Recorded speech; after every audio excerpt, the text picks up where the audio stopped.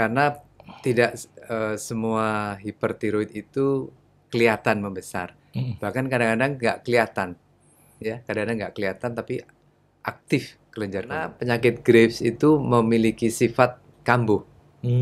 Jadi kalau tidak tuntas, maka risiko kambuhnya menjadi lebih besar. Jadi adalah pendorongan mata ke depan. Oh, jadi kayak melotot begitu ya? Nah, Jadi kalau terbuka begini, Bro. Ya, betul. Ini tidak sekedar terbuka, tapi juga terdorong ke depan begitu, Bro.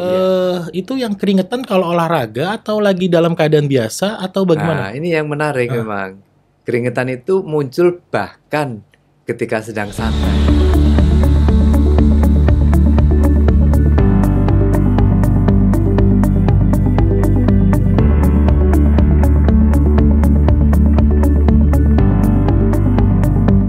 Assalamualaikum warahmatullahi wabarakatuh, Sobat Sehat RSCM. Kembali lagi dalam podcast RSCM yang pada hari ini kita akan bicara tentang hipertiroid. Bersama saya, Dr. Jerry. Alhamdulillah hari ini kita sudah kehadiran narasumber yang ahli dalam bidang endokrinologi, Profesor Dr. Imam Subekti, spesialis penyakit dalam, konsultan endokrin metabolik dan diabetes. Selamat siang Dr. Jerry, selamat siang Sobat Sehat RSCM semuanya. Senang sekali bertemu kembali nih Dr. Jerry. Ya, gimana kabarnya Prof? Sehat Prof? Alhamdulillah. Dr. Jerry juga ya? Alhamdulillah Prof.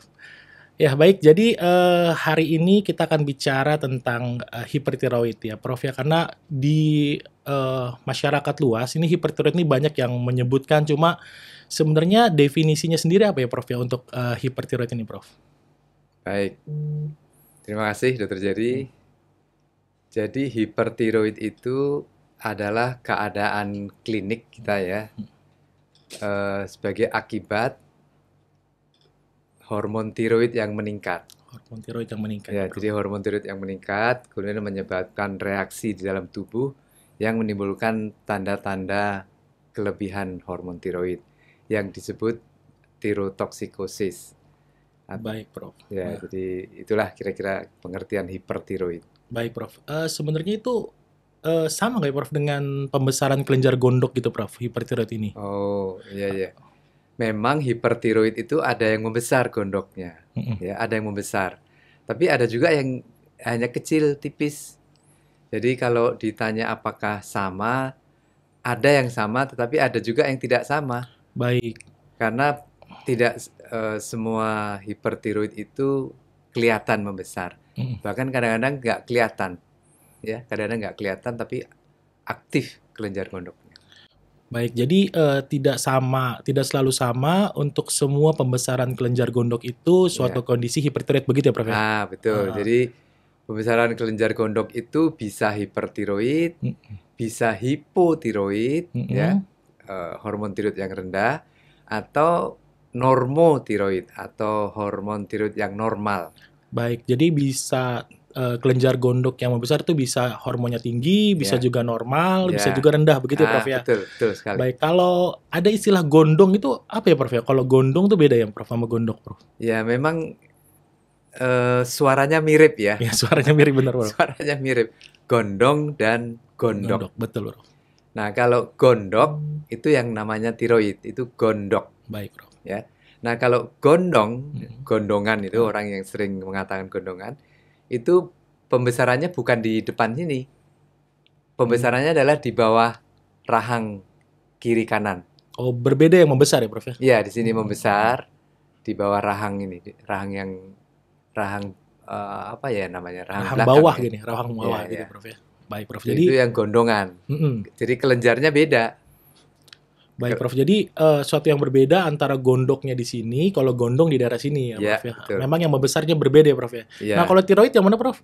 Yang depan sini. Oh yang depan. Ya, leher depan. Leher bagian depan. Ya, jadi kalau Bapak Ibu sekalian melihat ada pembesaran di leher bagian depan. Nah, baik.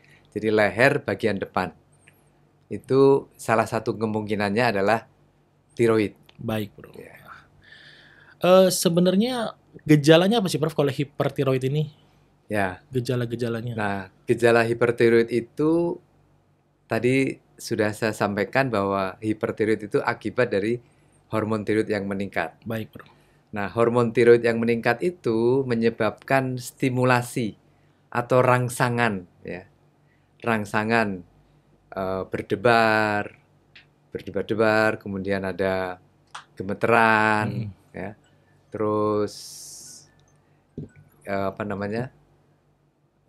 berkeringatan atau keringetan, ya, banyak peluh, kemudian selera makannya meningkat. Tetapi yang unik, selera makan meningkat, tapi berat badannya turun. Nah, itu salah satu ciri, ya. Ciri ya. Makan banyak, tapi berat badan turun, disertai dengan berdebar-debar, keringetan. Nah, mesti difikirkan kemungkinan hipertiroid. Baik, Prof. Itu yang keringetan kalau olahraga atau lagi dalam keadaan biasa atau bagaimana? Nah, ini yang menarik memang. Keringetan itu muncul bahkan ketika sedang santai. Ya, Baik. sedang nonton TV, sedang bercengkerama dengan keluarga. Apalagi kalau berolahraga itu akan berlebihan keringatnya. Tidak dalam keadaan olahraga saja sudah berkeringatan. Ya, lagi nonton TV lah, misalnya yang lagi santai, nonton bola gitu. Yang santai ya, bukan bola yang sedang tegang. Kalau tegang kan beda ya, Prof. Beda kalau nonton tegang ya, keringetan bisa. Tapi ini yang sedang santai, keringetnya keluar. Oh, baik, Prof. Jadi gejala-gejala tersebut dirasakan bahkan dalam keadaan tidak sedang aktivitas begitu ya, Prof? Iya, sedang istirahat. Sedang istirahat, baik, Betul. Prof. Terus ada beberapa saya lihat tuh orang hipertiroid itu, pasien hipertiroid itu dengan mata menonjol. Sering terjadi seperti itu, Prof? Oh ya, memang salah satu ciri penyakit hipertiroid yang disebut Graves ya, tulisannya Graves. Tulisannya Graves, dipanggilnya Graves karena ini nama orang, yaitu nama penemu penyakit ini. Penyakit Pak Tuan Graves lah ya. Iya. Nah, itu Tuan Graves itu mengidentifikasi orang-orang dengan hipertiroid yang disertai dengan pembesaran kelenjar gondok atau pembesaran di depan. Jadi ada struma, kemudian ada tanda-tanda hipertiroid atau tirotoksikosis, disertai penonjolan mata. Baik. Itu yang disebut penyakit Graves. Nah, itu sering terjadi. Meskipun tidak seluruh penyakit Graves itu disertai dengan penonjolan. Nah, penonjolan mata pada penyakit Graves, pada hipertiroid, itu disebabkan karena ada antibodi yang sama bekerja pada kelenjar tiroid dan bekerja pada kelenjar di mata. Baik. Ya, di otot-otot mata. Jadi dia menstimulasi, merangsang sehingga terjadi penebalan otot-otot mata. Baik, Prof. Sehingga mendorong mata itu kan di belakangnya tulang ya. Sehingga ketika ada pembesaran otot-otot mata, yang terjadi adalah pendorongan mata ke depan. Oh, jadi kayak melotot begitu ya, Prof? Jadi kalau terbuka begini, Prof? Ya, betul. Ini tidak sekedar terbuka tapi juga terdorong ke depan begitu, Prof? Iya, betul. Sebenarnya kalau hipertiroid ini memang penyebabnya apa aja sih, Prof? Maksudnya yang bisa menyebabkan seseorang terkena hipertiroid? Itu cukup banyak ya penyebab hipertiroid itu. Tapi yang paling banyak yang tadi, yang penyakit Graves itu. Baik. Penyakit Graves termasuk kelompok penyakit autoimun. Nah, di samping penyakit Graves ada hipertiroid yang disebabkan karena ada yang namanya adenoma toksik. Adenoma toksik itu benjolan. Benjolan tiroid yang aktif. Baik. Jadi ada kelenjar gondok yang besar, terus kemudian dia aktif mengeluarkan hormon begitu, Prof? Ya, betul. Di samping adenoma, kalau adenoma itu satu benjolan, ada juga yang multinodus ya. Benjolan, beberapa benjolan. Betul. Jadi kalau adenoma itu satu, ini ada multiple nodul Oh, toksik, baik, Prof. ya, atau beberapa nodul yang toksik. Nah, di samping itu juga sering kita temukan mirip hipertiroid, tapi sebetulnya istilahnya bukan hipertiroid. Istilahnya adalah tirotoksikosis. Baik. Karena minum obat tiroid yang agak lebih dari Kebanyakan dosisnya begitu, Prof. dosisnya kelebihan. Seperti pada kanker tiroid ya, yang dioperasi kan pabriknya diambil. Padahal manusia itu butuh hormon tiroid. Baik, Prof. Sehingga ketika pabriknya diangkat karena memang cancer atau kanker tiroid, maka perlu ada suplementasi. Nah, suplementasi itu kalau tidak diukur, tidak dimonitor, bisa terjadi kelebihan. Nah, ketika kelebihan itulah kemudian muncul tanda-tanda tirotoksikosis. Baik, Mirip Prof. dengan hipertiroid. Baik, Prof. Jadi karena kelebihan obat ya, Prof. Tadi terkait kanker ya, Prof ya. Saya jadi berpikir banyak pertanyaan tentang emang kalau benjolan ada tiroid ini, benjolan di tiroid ini selalu kanker gitu, Prof? Oh, benjolan tiroid itu banyak sebabnya. Banyak sebabnya. Ya. Salah satunya memang kanker. Salah satunya, ya. Bisa tiroiditis, ya. Ya, benjolan tiroiditis. Bisa benjolan biasa, benjolan yang jinak. Nah, ini benjolan jinak itu justru terdapat pada sebagian besar benjolan, sehingga memang harus berhati-hati, diperiksa betul apakah benjolan itu kanker atau bukan. Karena yang kanker itu sekitar 5% lah. Oh baik, Prof. Jadi lebih banyak yang jinak begitu, Prof? Nah, lebih banyak jinak. Oleh karena itu perlu evaluasi yang teliti, cermat, dan akurat ya, Baik, sehingga tidak melakukan sesuatu yang tidak perlu. Baik, Prof. Prof, kembali lagi ke hipertiroid ya, Prof ya. Jadi kalau saya nih, misalnya ada gejala gemeteran, terus kemudian keringat banyak dalam keadaan istirahat, debar-debar, terus apa yang harus saya lakukan, Prof? Ya. Misalnya apa yang harus saya lakukan begitu, Ya. Prof, supaya bisa Ya, jelas? tentu pertama kurangi aktivitas fisik yang berlebihan. Karena apa? Karena dalam keadaan hipertiroid itu jantung kan sudah bekerja berdetak yang cepat sehingga mudah lelah. Nah, kalau mudah lelah itu kemudian beraktivitas berlebihan bisa mengarah ke kelelahan jantung. Baik, Bro. Nah, kalau kelelahan jantung nanti terus urutannya jadi sesak, jadi macam-macam. Nah, oleh karena itu sebelum terjadi seperti itu segeralah konsultasi ke puskesmas, ke dokter, bisa ke puskesmas, bisa ke rumah sakit. Baik, Bro. Ya, untuk bertemu dokter. Biasanya dokter akan memberikan saran-saran, melakukan pemeriksaan laboratorium, dan memberikan obat-obatan sehingga dapat segera diatasi keluhannya.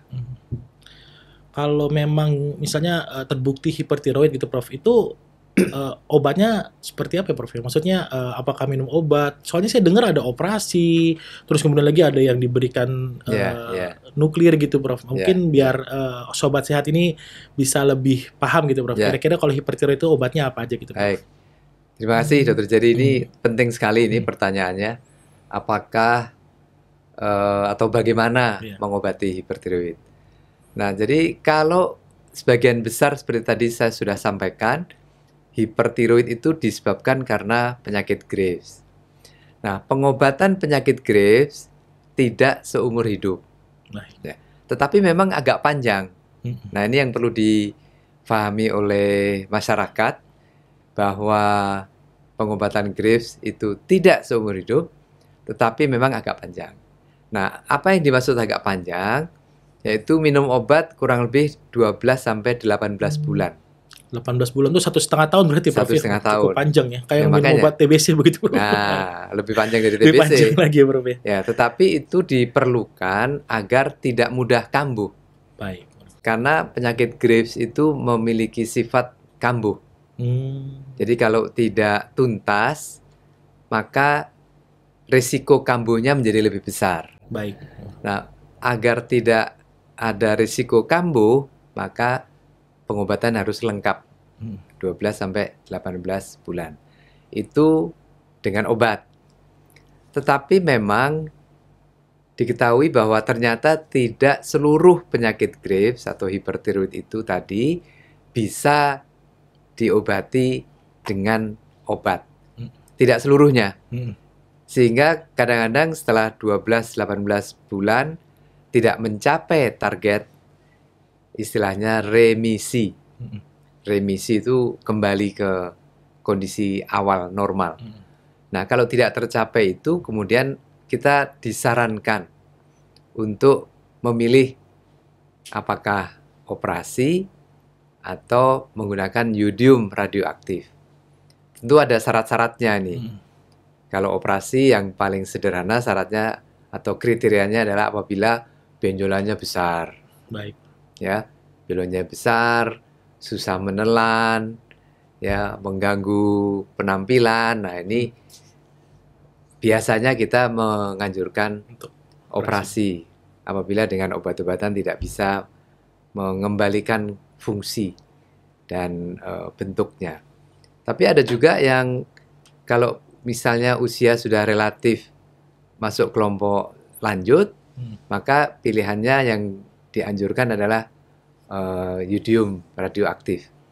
Ya, karena dengan yodium radioaktif risiko operasi tidak ada, dan tentu saja biasanya kalau usia lanjut itu ya ada jantung, ada darah tinggi, sehingga risiko operasi menjadi lebih tinggi. Baik. Jadi memang ada obat, ada operasi, ada yodium radioaktif. Masing-masing ada indikasinya. Baik, Prof. Yang terakhir itu yang radioaktif itu yang nuklir ya, Prof ya? Ya, itu, nuklir ya. Itu benar. Serem ya, Prof ya, kalau dengar kata nuklir itu diapain, Prof? Ya, sebetulnya kalau mendengar nuklirnya memang serem ya. Ya, benar. Tapi kalau sudah melihat kenyataannya sebetulnya enggak juga ya. Saya pernah mengikuti suatu penelitian yang pasien itu masuk ke ruangan isolasi, memang masuk ruangan isolasi, kemudian diberikan obat nuklirnya. Tetapi, itu minum obat ya, Prof ya? Minum obat, bukan nuklir kayak... Oh, bukan sinar, bukan sinar. Ya. Jadi kalau penyakit Graves, jadi memang beda dengan yang kanker tiroid.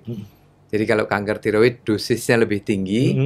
Nah, kalau yang dosis tinggi memang perlu isolasi. Baik. Tapi kalau yang tidak tinggi itu tidak perlu isolasi. Pada penyakit Graves atau hipertiroid yang diputuskan untuk menggunakan yodium radioaktif itu tidak perlu isolasi. Baik, ya, Bro. mau diteteskan saja ke ininya. Obatnya begitu, Obatnya Bro, diteteskan. Oh, ya, soalnya mendengar kata nuklir itu kita udah khawatir betul ini mau diapain begitu ya, Bro. Ya. Jadi nggak semuanya dioperasi ya, Prof ya? Semua benjolan yang hipertiroid itu nggak semua dioperasi, Prof? Tidak semua. Kecuali tadi yang utamanya adalah tidak responsif dengan obat dan itunya misalnya besar itunya ya. Jadi gini, Prof, ini kan minum obat cukup lama ya, Prof ya. Tadi 12 bulan sampai 18 bulan untuk minum obat. Nah, sebenarnya kan kita takut ya, Prof ya, kalau minum obat lama ini biasanya apakah ada pengaruh ke ginjal, apakah pengaruh ke organ-organ lain begitu, Prof. Kalau untuk tiroid sendiri gimana, Prof, obat-obatannya? Masih ini penting juga ya pertanyaan seperti ini agar masyarakat tidak khawatir begitu, betul, ketika saran Pak Dokter untuk minum obat selama 12-18 bulan. Jadi efek samping obat terhadap organ dalam badan kita, baik ke ginjal maupun ke jantung maupun ke liver itu tidak ada ya, tidak ada, kecuali memang sensitif untuk ke liver, memang bisa terjadi. Tapi kalau pada awal-awal pengobatan tidak ada efek samping ke liver, berarti aman. Baik. Seterusnya sampai 18 bulan juga nggak masalah. Memang ada individu tertentu yang mengalami reaksi efek samping atau alergi ya bisa timbul gatal, Mm-mm. ya bisa gatal apa merah-merah di Mm. ini. Nah, kalau ada seperti itu biasanya kita ganti obat yang satu lagi. Kan ada beberapa obat, Ada beberapa pilihan obat begitu ada Prof ya. beberapa pilihan obat sehingga Mm. tidak khawatir kita ada gatal yang satu, kita bisa segera ganti yang Tapi lain. sebenarnya lebih banyak yang ada alergi atau Oh, gangguan atau yang enggak ya? enggak. Kecil sekali, Kecil sekali kecil Prof ya. sekali. Kecil sekali angkanya Ya, Prof ya. Jadi relatif aman ya Prof ya relatif obat-obat. aman dan tidak ada istilahnya mitigasi istilahnya ya. Hmm. Artinya antisipasi Khusus gitu ya Prof ya. khusus, misalnya diperiksa ini dulu, diperiksa itu dulu, baru minum obat, enggak. Karena Kita memang ikuti saja, kita ikuti, kalau ada keluhan baru kita lakukan pemeriksaan. ya, karena memang relatif aman begitu Aman. Prof ya untuk minum obat dalam jangka waktu yang lama begitu Prof ya. Ya, betul, betul. Baik Prof. Sebenarnya kalau hipertiroid ini kita nggak obati nih karena takut minum obat, itu resikonya apa sih Bro? Ya. Resiko-resikonya yang bisa mungkin Jadi terjadi. hipertiroid itu kalau tidak diobati, artinya kan hormon tiroid akan Tinggi. tinggi. Oh, Dan yang pertama dirasakan adalah debar jantungnya. debar jantung. Jantungnya bisa berdetak cepat dan tidak beraturan. Itu yang sangat kita khawatirkan. Cepat dan tidak beraturan. Akibatnya apa? Akibatnya menjadi tidak efektif pompa jantungnya. Ya kan? Baik, Bro. Udah cepat tapi tidak beraturan pula. Jadi menjadi tidak efektif sehingga suplai darah ke sirkulasi tubuh menjadi berkurang. Ke ginjal pun juga menjadi berkurang. Nah, kita tahu kalau aliran darah ke ginjal berkurang berdampak pada gagal ginjal. Oh, baik, Nah, itu yang oleh karena itu perlu diobati sesegera mungkin. Karena khawatir detak jantung, dan kita tahu hormon tiroid itu kalau tinggi terus bisa efek samping ke tulang. Baik, Bro. Jadi bisa ke mana-mana ya, Prof ya? Bisa ke kemana-mana. jantung ya? Jantung. Wah, bahaya juga nih, Prof ya. Kalau Iya. misalnya memang hipertiroid ini kita nggak segera obati gitu ya, Prof ya? Ya, betul. Jadi bisa ke jantung, tadi bisa. Itu kalau udah kena ke jantung, biasanya efeknya apa, Prof, yang kita rasakan, Prof? Gejalanya? Gejalanya mungkin istilah ngetopnya tuh gagal jantung. Gagal jantung. Ya, kita tahu sendiri gagal jantung itu adalah kegagalan organ jantung kita memompa sehingga karena gagal maka aliran darahnya jadi berkurang dan kemudian menjadi sesak. Itu yang paling berat. Dan kalau sudah sesak, pasien terpaksa harus di tempat tidur, posisinya mungkin setengah duduk, perlu oksigen, perlu segera diberikan obat untuk mengeluarkan cairan, karena cairannya tertahan di jantung, sehingga perlu segera dikeluarkan. Kalau enggak, ya tentu akan berbahaya bagi pasien. Itulah yang disebut dengan gagal jantung. Baik, Prof. Satu lagi, Prof. Tadi saya lupa menanyakan ada apakah memang hipertiroid ini berhubungan sama psikis ya? Karena terkadang pasiennya itu mudah marah. Oh iya. Ya ini kalau datang dengan pasangan gitu, Prof ya. Dok, ini ada hubungannya nggak sih, Dok, sama emosional gitu? Karena ketika dia kena hipertiroid itu relatif emosionalnya lebih berat. Apakah memang ada hubungannya, Prof? Ya, ini menarik nih. Iya. Jadi supaya diketahui juga. Jadi kalau pasangan kita suka marah-marah, perlu diperhatikan nih, jangan-jangan ada hipertiroid. Oh, memang berhubungan ya, Prof? Memang. Jadi hipertiroid menimbulkan efek gangguan psikologi, mudah marah, cemas, mudah marah, cemas itu ya. Dan apabila sudah diobati kan membaik ya. Ya perlu hati-hati juga ketika sudah membaik, tetap perlu menjaga jangan sampai gangguan psikologi itu muncul ya. Karena efek psikis itu ternyata beberapa penelitian menyebutkan dapat mencetuskan kekambuhan. Oh, ini saling Iya, ini ya, jadi saling berhubungan begitu ya. saling mempengaruhi. Iya, saling mempengaruhi. Ya, jadi kekecewaan, kesedihan, stres yang hebat, ya itu dapat memicu kekambuhan. Oh, baik. Oleh karena itu ya untuk sobat sehat RSCM, kalau ada pengalaman sakit seperti ini harus dijagalah, ya, jangan sampai ada membiarkan suka marah, suka jengkel, suka ini.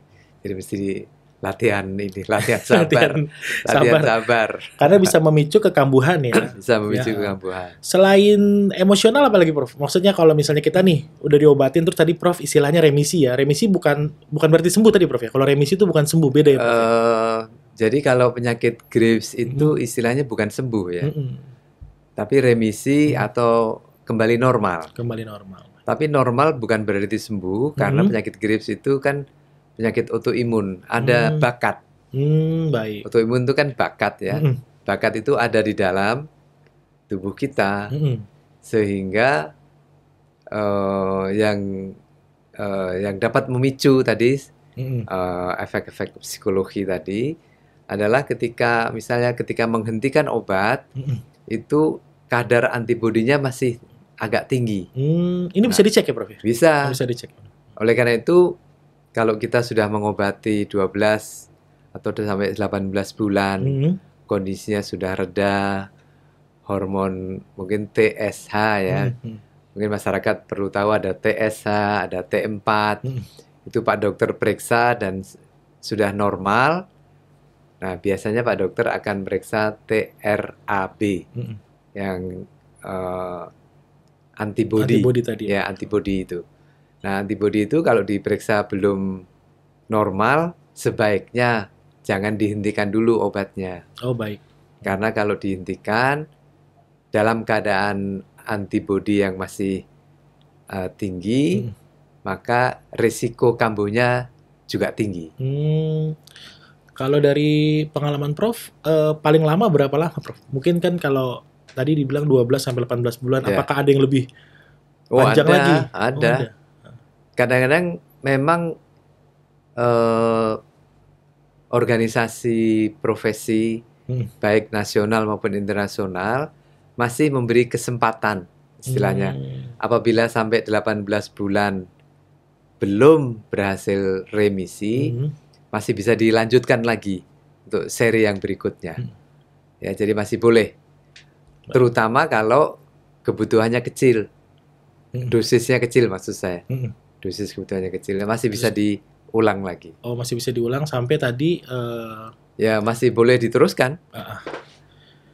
Jadi kalau misalnya nih, Prof, ya kadang-kadang kan kita adalah waktu berdebar-debar, keringetan atau gemeter lah dalam menghadapi itu kan berbeda, Prof. Nah, terus bagaimana cara ngeceknya ini bukan hipertiroid, Prof? Kalau ngecek itu tentu kita bawa santai ya. Kita bawa santai, nonton TV, nonton atau bercengkerama dengan keluarga yang happy-happy. Biasanya kalau bukan hipertiroid itu akan reda. Akan reda. Karena beda begitu, Prof ya? Beda. Kalau hipertiroid dalam keadaan santai, dalam keadaan gembira pun berkeringat, berdebar-debar gitu.